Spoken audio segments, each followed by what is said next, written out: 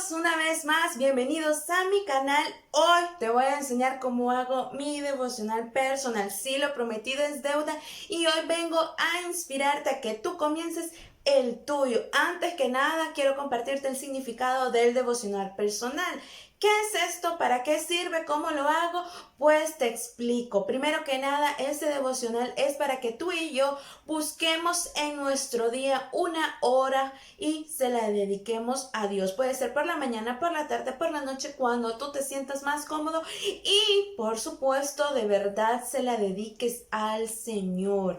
Tenemos que tener muy en cuenta que esto es en la intimidad de nuestro hogar, es decir, en tu cuarto o en un lugar donde tú sabes que te vas a poder concentrar a estudiar la palabra de Dios sobre todo y dedicarle ese tiempo al Espíritu Santo porque vamos a hablar mucho con Él cada devocional que nosotros realicemos. También necesitamos un cuaderno donde vamos a anotar todos aquellos puntos claves de nuestro estudio, de nuestra meditación, de nuestra reflexión, donde vamos a anotar palabras claves que posiblemente no las entendamos en la primera lectura a simple vista. Vamos a tenerlas que buscar por aparte en algún diccionario para que nos quede más claro ese significado. También es importante tomar apuntes porque hay versículos que nos van a hablar a nuestra alma y ese es el propósito de los devocionales, que nosotros estemos en intimidad con Dios para crecer espiritualmente hablando. También por si se te olvidaba, tenemos que tener nuestra Biblia, así que si tú no la tienes a mano, ve a buscarla porque la vas a utilizar mucho. Cada vez que tú hagas devocional, pues tú vas a tener que leer la palabra de Dios. Amén, así es. Y vamos a iniciar, yo lo hago de la siguiente forma. Esto no es ¿qué? Son reglas a seguir, no. ¿Es un formato? No. Es una forma en cómo tú lo puedes hacer de diferentes maneras o como tú pues te inspire, como el Espíritu Santo te lo indique, pero yo te voy a compartir la manera en cómo yo lo hago para que tú tengas ideas para empezar a hacerlas. Yo inicio en adoración porque para mí es más fácil entrar en oración, porque la adoración y la oración van de la mano. Así que inicio pues adorando cuando lo hago por la mañana. Sí, así es, yo lo hago por la mañana porque siento que es más factible para mí y así no hay muchas interrupciones también. Y luego oro. Oro al Señor, le doy gracias por el día, le doy gracias por mi vida, por mi familia, por todo lo que tú le tengas que dar gracias, lo haces, hablas con Él y le pides por la reflexión, por el contenido que vas a leer, por la palabra de Dios. En este caso, yo voy a iniciar en el Evangelio según Lucas, porque mi lectura diaria va por allí, por esa parte de la Biblia. No es que yo haya escogido ese Evangelio en español, no, sino que lo he escogido pues porque primero acabo de terminar de leer el Evangelio de Marcos y ahora voy a iniciar el de Lucas. Y por esa razón yo he escogido este ejemplo para mostrártelo a ti, así que así lo voy a hacer. Si tú has iniciado en Salmos, pues está bien, no hay ningún problema. O si has iniciado en el Evangelio de Juan, mi recomendación del video pasado, pues también lo puedes hacer, no hay ningún problema. Pero no te olvides que debes de anotar. Y sin más, pues te voy a empezar a explicar y te voy a mostrar cómo lo hago yo. Hola a todos. Hoy sí vamos a iniciar nuestro devocional. Vamos a necesitar un cuaderno de anotación y por supuesto nuestra Biblia. Este cuaderno pues actualmente lo estoy usando para diferentes apuntes, diferentes cosas que estoy haciendo, puntos importantes, pero lo voy a hacer acá porque no he podido salir a buscar otro. Y mi Biblia es esta. Como les dije la última vez que voy a iniciar con ustedes este devocional desde el Evangelio de Lucas, porque si ustedes se fijan pues no he anotado nada y estas sombras que se ven, esto marcado, pues ya lo traía la Biblia de acuerdo a que mi Biblia es una versión del pescador y se usa o es más factible para que nosotros podamos predicar más fácilmente. Si se fijan, estas son anotaciones que he hecho. En realidad puse un cuadrito aquí dependiendo del tema que estaba tocando. Para mí era importante y este es un tipo de washi tape para que pues las páginas se pudieran diferenciar su importancia. Usualmente siempre subrayo, hago puntos cosas, escribo de entre medio, si ustedes se fijan acá también, uso el espacio que tenga. Y eso es lo que quiero compartir con ustedes en esta ocasión. Quiero hacerlo, no importa los colores que ustedes usen, lo importante es que todo quede en la Biblia y lo pasemos acá. Cada cosa que nosotros vayamos anotando, que no nos ha quedado claro o a que sea nuevo, pues lo vamos a pasar a nuestro cuaderno. Y vamos a iniciar con el capítulo 1 del Evangelio según Lucas.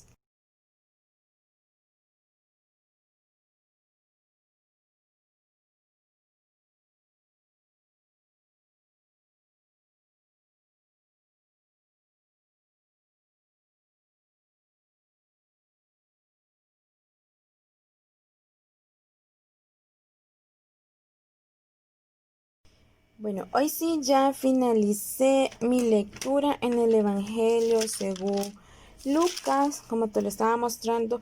Iba a iniciar en el capítulo 1 del Evangelio según Lucas y por supuesto tomé anotaciones porque eso es lo importante de los devocionales, empezar a aprender sobre lo que la palabra de Dios nos quiere explicar.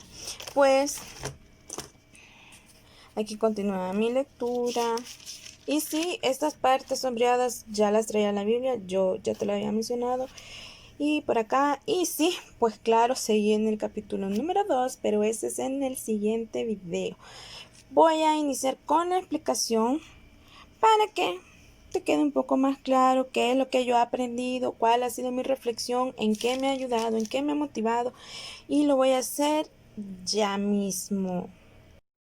Continuamos y hoy te voy a compartir la reflexión del primer capítulo del Evangelio según Lucas. Primero que nada, yo sé que encontramos una pequeña dedicatoria o que este Evangelio se había enviado a una persona en específica y este es Teófilo.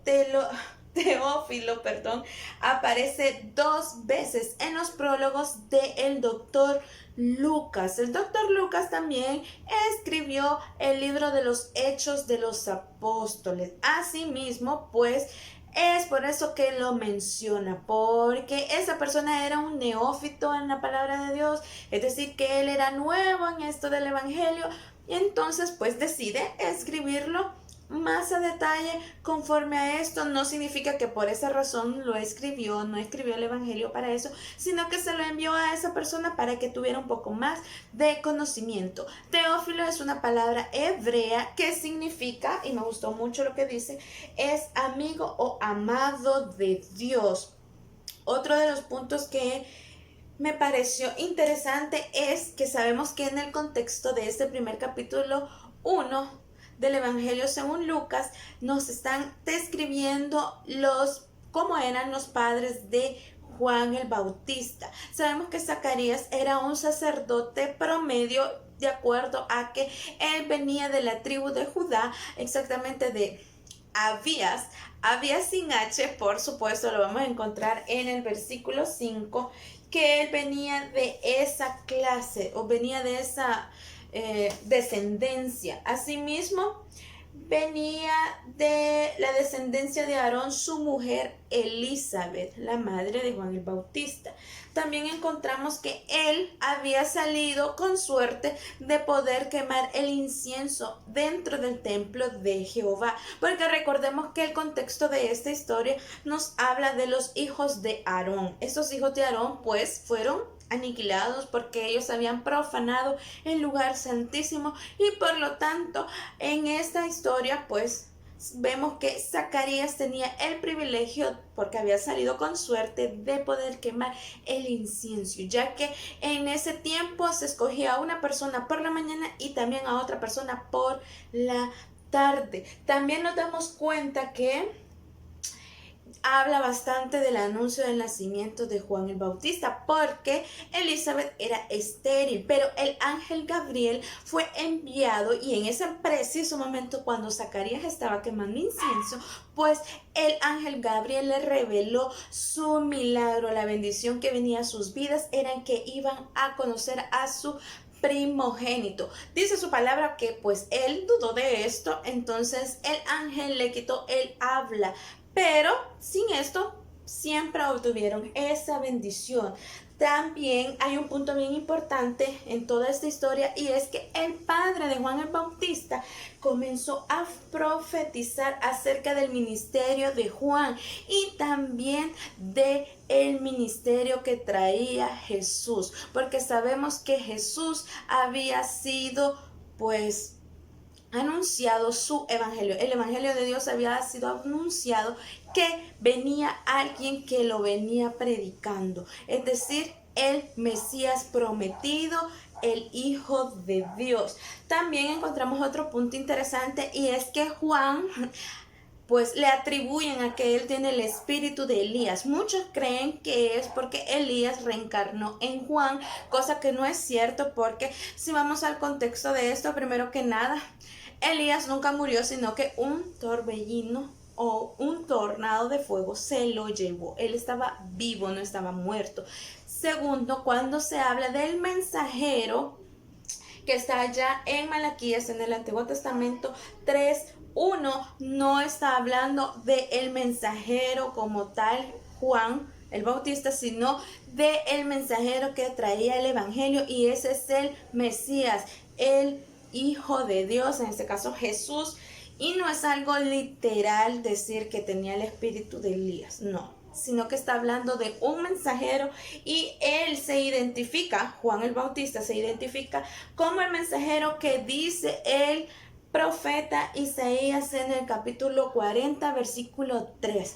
Es ese que ha sido enviado para preparar el camino para el Señor Jesucristo. Y por último, lo más importante de todo es la enseñanza, la reflexión de este primer capítulo del Evangelio según Lucas, lo que nos importa y por lo que estamos aprendiendo. Yo sé que esto es un poco tedioso si tú vas iniciando, pero lo importante es que si tú tienes dudas, pues las anotes y luego o posteriormente las busques para solventar toda duda, y así tú aprendes más y te enriqueces de conocimiento de la palabra de Dios. Pero sobre toda cosa, tú tienes que sustraer algo de esto, tienes que ponerlo como una reflexión, y es por eso que yo lo he anotado aquí. Casi no se ve, pero aquí lo he anotado. Mi enseñanza del día de hoy, lo voy a leer tal cual lo he puesto. ¿Para qué? Para el Señor no hay nada imposible. Dios puede usar cualquier persona o circunstancia para cumplir sus propósitos, y esa es mi enseñanza de este primer devocional que estoy haciendo. Se lo he dedicado al Señor, y este estudio también es para enriquecerme. Recordemos que el milagro llegó a la vida de Zacarías y a la vida de Elizabeth. Ellos pudieron concebir a su primogénito. Sabemos que el Señor hace milagros. Para Él no hay nada imposible, Él todo lo puede hacer, y Él va a usar la circunstancia adecuada para bendecirte. Así que no te rindas, no pienses que el Señor no te ha escuchado, no pienses que el Señor no va a contestar tu oración. Al contrario, el Señor puede usar a cualquier persona o situación para bendecirte siempre. Hasta acá el primer video de devocionales para que nos instruyamos. Si te ha gustado, pues compártelo con alguien, ayúdalo, instrúyelo. También te pido que no se te olvide suscribirte y actives la campanita de notificaciones. Dale un like a este video y nos vemos por acá después. Bendiciones a todos.